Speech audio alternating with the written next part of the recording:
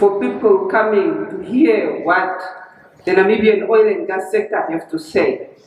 I'm saying this because of the history of where we have come from.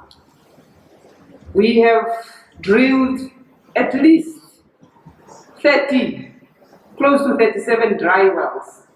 And at time, especially the last one when we were drilling the Prospect S, or when we were now busy thinking on what to do with the tallow wells.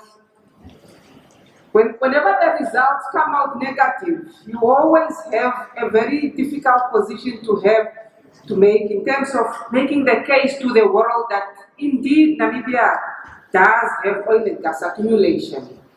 So seeing you all here today is a testimony that sometimes patience and hard work do pay off. Have the Honorable Minister in his absence have told me that maybe we should let's just forget it. We wouldn't be here today. And as luck had it, 2022, Namibia has been on a roll, and every hole that we have drilled in the Namibian subsurface have yielded as a positive indication of accumulation of hydrocarbons. So ladies and gentlemen, it has been a journey for us to be here, and I want especially all the Namibian people that are in the room today to give yourself a round of applause because you have worked hard to do this. It has been a journey. It has been a journey, one that we acknowledge for how far we have come, and one that we are safeguarding and keeping it close to our heart in terms of where do we want to go. It's because of this reason that I want to speak to you today in terms of what is the strategy, what is our strategy as a country going forward. This is important for all that are looking at an opportunity to play in the Namibian sphere, to know that the Namibian government and the Namibian citizens are ready to take this journey with you to change the landscape of the Namibian oil and gas industry.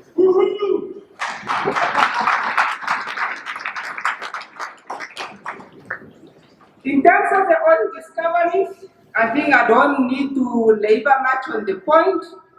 We have drilled a number of wells before. We started with the Graph, we moved to the Larona, then we moved to Yonka and the Venus, and they have yielded positive results. But I want us to take these discoveries and I want us to have a conversation that is earmarked or that is made with a pinch of salt in terms of when we are speaking of this accumulation and what it means for the country. What do we mean when we're speaking of the reserve? We are at the borderline as a nation or as a country in order for us to be able to determine the exact size of these fields. So whenever we are speaking to you about the numbers, we are speaking of numbers that we are continuously improving, numbers that we are continuously working on, and numbers that can change. So it's important for us to have an open mind in terms of what is the potential that we are looking at. Early 2022, we made a discovery of gas. This well, as it was drilled amidst just at the peak when we are coming to the end of the COVID pandemic, it was drilled by Shell and Qatar together with their partner Namco, and we made the first discovery of oil within the Orange Basin. What we are seeing, what the data is showing is that we have a possibility of at least a minimum of 250 million barrels of oil that we can be able to produce in terms of crude oil, light crude oil. However, these numbers, as I said, we need to take them with a pinch of salt. Moving forward, Shell again drilled what we call then, discovered what we call then the Yonka, located again about 250 kilometers away from the shore. And with this field, potential field, we are looking at the opportunity of at least a minimum of 300 million barrels that we have to produce with the same partnership. And then going deep further is then where we have the Venus discovery that was made by Total.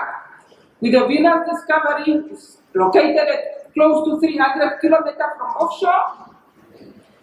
And with this, we are anticipating at least a minimum of 2 billion barrels.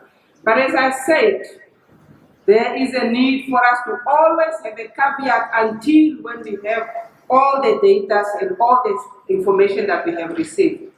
Menangula made a statement about whether we should have more kids, whether we should retire. My answer to that, the need for us to have more children have always been there. It hasn't changed, it has always been there. Our population needs to grow, and our human capacity and capability depends on the Namibian citizens and the masses that we have. So whether this discovery right now is going to be of commercial interest or not, we should have more children. We should get educated. And we should make means possible. We should make means possible for us to be able to earn a living that can enable us to retire early, taking into consideration all the resources that we have. Now, moving forward, ladies and gentlemen, we keep speaking about these discoveries, but we keep forgetting the pertinent statement that Namibia has been here before. This is not the first time that we are locating accumulation of petroleum resources on the Namibian continental shelf.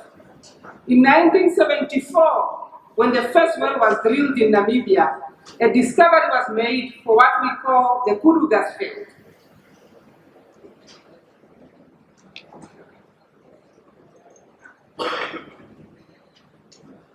The Kudu gas field was discovered in 1974.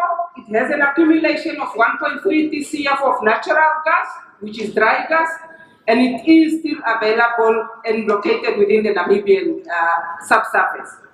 What we are planning now is that the landscape has also changed for this Kudu gas field. Because of the discoveries that we have made, we have, with the light crude oil that we have discovered, we are seeing that we are now having a possibility of us increasing this 1.3 TCF of natural gas to up to 10 TCF of gas because of the associated gas that we are seeing within the graph, within the Yonka, and within the Venus. What are the plans or the strategies that we have as a country? Is that we want to build a floating platform located at 170 kilometers offshore within then the block that is owned by the BW and NAMCO joint venture.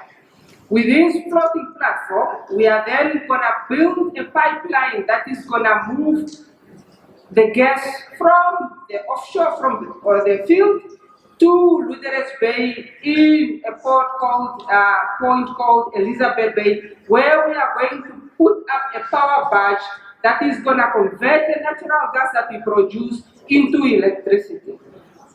A little additional infrastructure that is needed is that Namibia has a well connection in terms of the backbone power network that extends or connect Namibia to South Africa, Zambia, Botswana, and Angola. So from Luther's, we are also going to extend by a distance of 20 kilometers for us to be able to evacuate then the power molecule that we are going to generate with the power from the power plant, and then be able to generate up to 420 megawatts for the Namibian market consumption, and also supply the regional markets with the power demands that they have.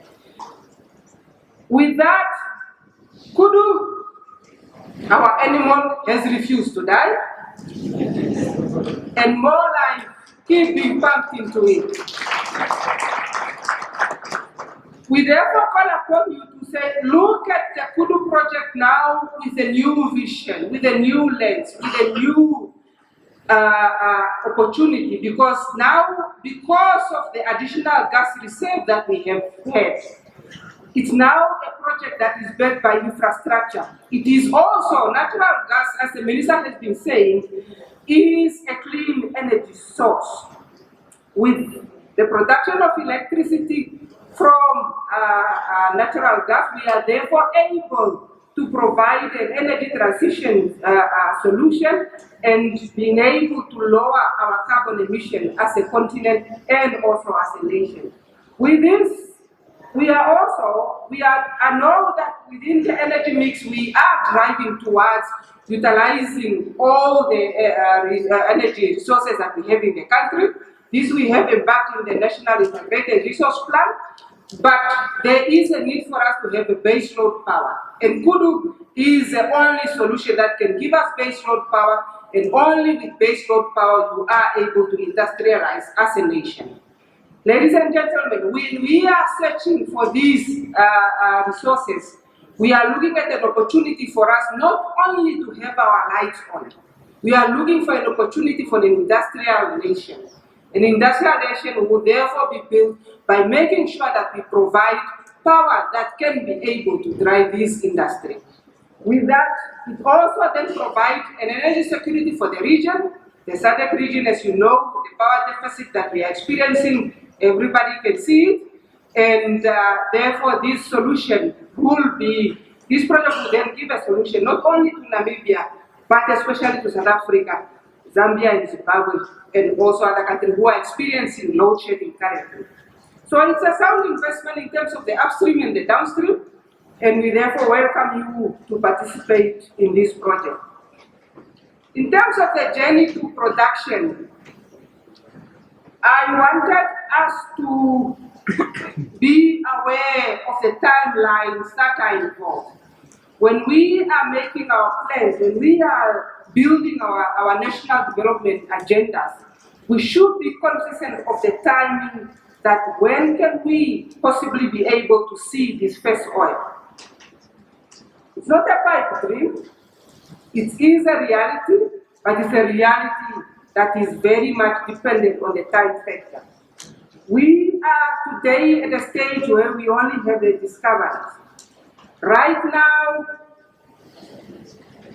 history is being made in Namibia because for the first time, we are having 4 drilling rigs operating in the Namibian water right now. We have the Mira, we have the Tungsten, we have the Voyager, we have the Bolster. They are all operating in the Orange Basin, trying to apprise them for us to get the data that we need to see how much can this well, how much of this oil can we be able to flow to the surface so that then we can be able to produce commercially. With this information, it will take us another 6 months for us to gather all the data. And after these 6 months, we will then be able to know the size of the accumulation and how much we can be able to produce, so that then we can be able to develop these fields. Infrastructures need to be built. We need up to from between 1 and 7 years. The question then remains is, when does this first year start? And that is a challenge that we, unfortunately, I will not be able to tell you today, but I know exactly where we stand. But because of the market, we are not going to say it. Once we have developed the infrastructures that we need, it's the only time then we can be able to see the first oil. And our production profile for Namibia for this field is earmarked that each and every one of these fields has the potential to be able to produce for at least 25 years. So what we have as a risk, there are 6 risk elements that we have to take into consideration. The first one is that the appraisal projects or programs do not yield the results as we see them, which means that it could be non-commercial discovery, which means that we only get encouraged because there are more prospects that are coming that are in Namibia, that we see in the subsurface. Another risk that we have to take into consideration is the effect that we need to attract foreign direct investment into the industry for us then to be able to sanction these infrastructures that we need. After that, then it's only the production, and only depending on the production profile and then the element of the market, the crude price also is a very important factor that we have to take into consideration. With that being said, we are preparing ourselves as a Namibian government, and especially the Ministry of Mines and Energy, to ensure then that we have captured and that we are prepared for that day, and we are prepared for the journey in terms of getting the country ready to be able to be an oil producer. With this, while we are still in the pre-production phase, what we are doing is that we are putting together effective petroleum revenue management legislation. We want to ensure that the yields and the economic value that's going to be generated by these discoveries should benefit the current and the future generations. And that should be enshrined in our laws. That's what we are doing. We are also, without us building the capacity, it's our objective that the Namibian oil and gas industry should be manned by Namibian men and women. With that, we need to build the capacity. So right now, we are busy building the capacity so that we can have institutions that are able to oversee the oil and gas industry operation. Additional to that, we also have an obligation as a Namibian government to ensure that we share the correct information with the Namibian people so that people can prepare timely, so that people can prepare effectively, and so that people can know what is to be expected. We do not want to sell pipe dreams, but we also don't want to sell ourselves short. So the Namibian people need to be aware, and the obligation lies on the entire government as a collective effort for us to share the correct and truthful information with the citizens. We also have an objective of a sustainable governance. This is critical, and these elements need to be built in right now. While we are preparing the fields, we are also preparing the Namibian government in order of effective administration. After that is then the operative public administration, which means that Namibian men and women need to know to take your place so that you can know where to play. The economy is built in by Namibians participating in this industry. Not by the tax revenues that are going to come, but by Namibians being able to participate. But for a Namibian citizen to be able to effectively participate, you need to be prepared. And your time to prepare yourself is today if you haven't started yesterday. During production, once the oil is here, once the oil is flowing, we therefore have to have a plan for improved socio-economic development and balanced equalities. This inequality that we are seeing in Namibia should end by the time that we are in production. We also need to have a high human development indicators. These are elements that need to be in play by the time you are in production. Low levels of corruption, responsible environment management, and a balanced spending withstanding the volatile markets as we are dependent on the oil prices. And with this, we are therefore thinking of building an autonomy economy that is outside the oil and gas sector. Ladies and gentlemen, the economic benefit of Namibia, as I said, we have a government take that is ranging between 58% to 65%, with government take of only 42%.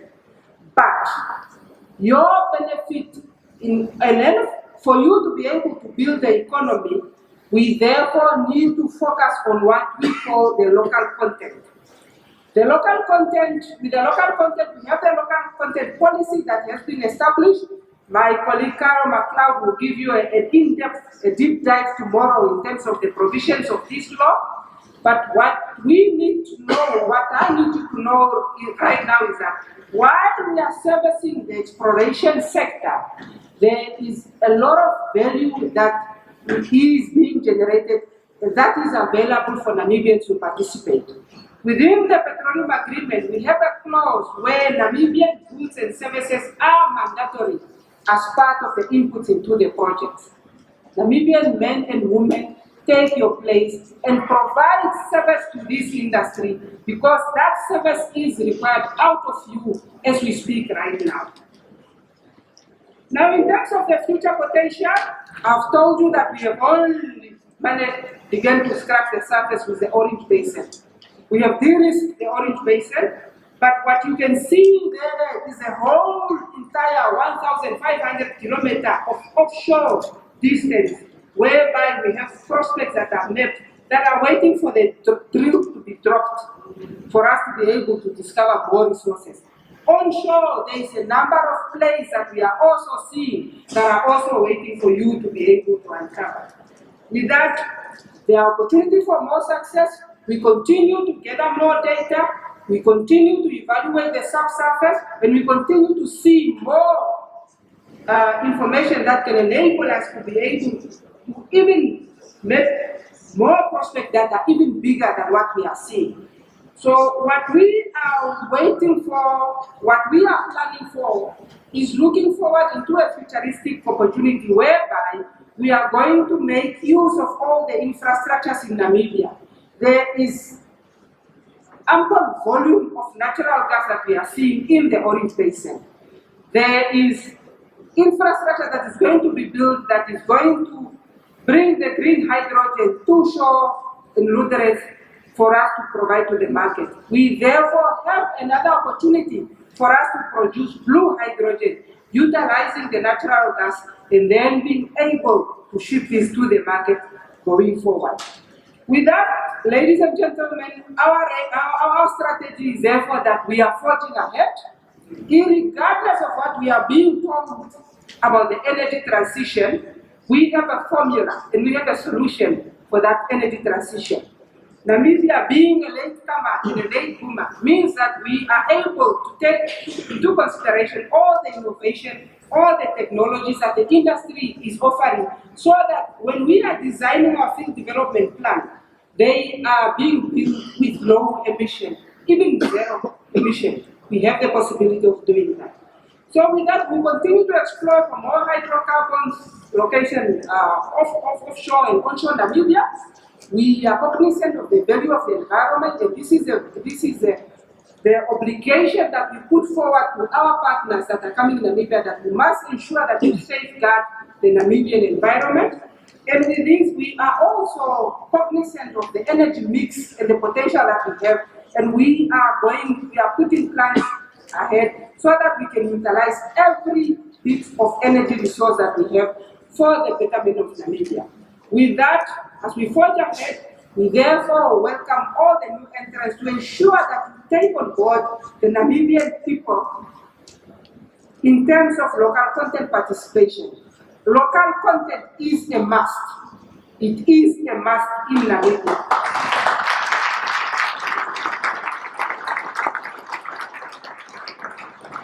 As you build this relation, as you are engaging each other this week, I urge you to form relations that are meaningful, that are creating a win-win approach between the international investors and the Namibian partners who are coming on board. We are looking for collaborative efforts, and at the same time, we are also saying that Namibia remains open for business. Our open licensing regime is still open.